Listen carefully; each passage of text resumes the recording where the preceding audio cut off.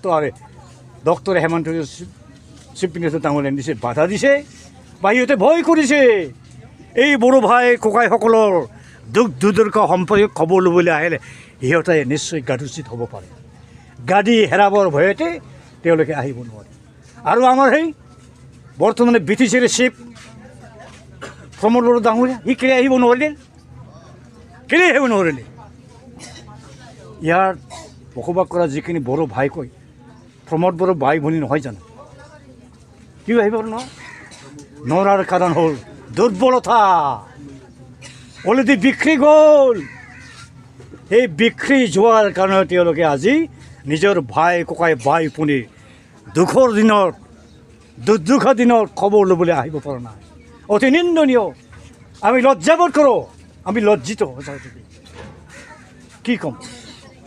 আৰু ভাৰত চৰকাৰৰ ওচৰলৈ আমাৰ সবিনয় নিবেদন, we do strongly appeal and urge upon the government of India to direct the present state government of Assam, headed by Dr. Hemanta Biswa Sarma, to keep up any kind of deadly anti-tribal policy and direct the Assam government not to evict the tribal families from their ancestral lands and homesteads and villages, not to harass the tribal people, because the Bodo people were and are the most indigenous, native people, aboriginal people, autochthonous people of the state of Assam. Our forefathers were kings and emperors, right from Narakasuru, Bhaskar Burma, so on and so forth. Amar Raja Maharaja সকলে আমাৰ তেওঁলোকৰ নিজৰ ভৱিষ্যত প্ৰজন্মৰ কাৰণে দি থৈ এই অসম ৰাজ্যখনক আজি খিলঞ্জীয়া জনজাতি বড়োবিলাকৰ পৰা কাঢ়ি ল'লে। সেইকাৰণে সুকীয়া বদন ৰাজ্য দাবী কৰিবলৈ বিচাৰিবলৈ বড়োসকল বাধ্যত পৰিছে।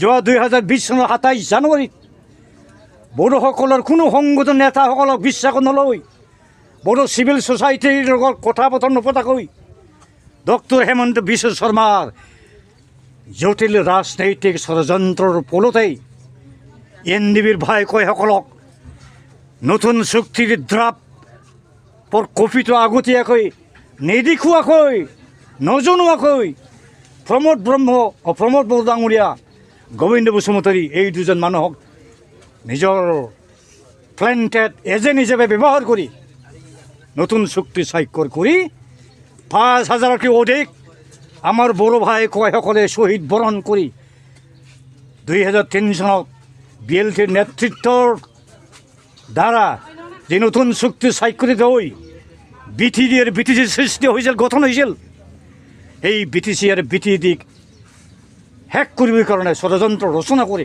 এই নতুন তৃতীয় চুক্তিখন কৰাইছিল। আৰু এই নতুন তৃতীয় চুক্তিৰ 7 নম্বৰ 7.1 ক্লজত লিখা আছে যে BTDৰ বাহিৰত, ট্ৰাইবেল বেল্টৰ বাহিৰত বসবাস কৰা খিলঞ্জীয়া জনজাতি লোকসকলৰ মাটি বাৰীৰ সুৰক্ষাৰ কাৰণে নতুন এটা আইন পাছ কৰিব লাগিছিল। তেনেহেন আইন পাছ নকৰাকৈ আমাৰ এই অঞ্চলত বসবাস কৰা 30টা বড়ো ফেমিলিক বুলডোজাৰ লগোৱাই JCB চলাই ঘৰবোৰ ধ্বংস কৰি নিশেষ কৰি, তেওঁলোক কি মানৱ নহয়? ইহঁতৰ মানৱ বুলি ক'লেই গ'ল। অতি দুৰ্ভাগ্যজনক। সৰু শেষত আমাৰ আহ্বান এইটোৱেই যে ট্ৰাইবেল বিৰোধী বড়ো বিদ্ৰোহী পলিচি অতি সোনকালে অসম চৰকাৰে পৰিহাৰ কৰিব লাগে, ত্যাগ কৰিব লাগে, এৰিব লাগে। আৰু যিসকল ফেমিলিক ইতিমধ্যে উচ্ছেদ কৰা হ'ল, সেই বড়ো ফেমিলিকেইটাক তেওঁলোকে আগতে য'ত আছিল সেই জেগাতেই এই বৰবাৰী গাঁৱতেই পুনৰ সংস্থাপন দিয়াৰ ব্যৱস্থা কৰিব লাগে। তেওঁলোকৰ ঘৰ বাৰী সজাই দিব লাগে।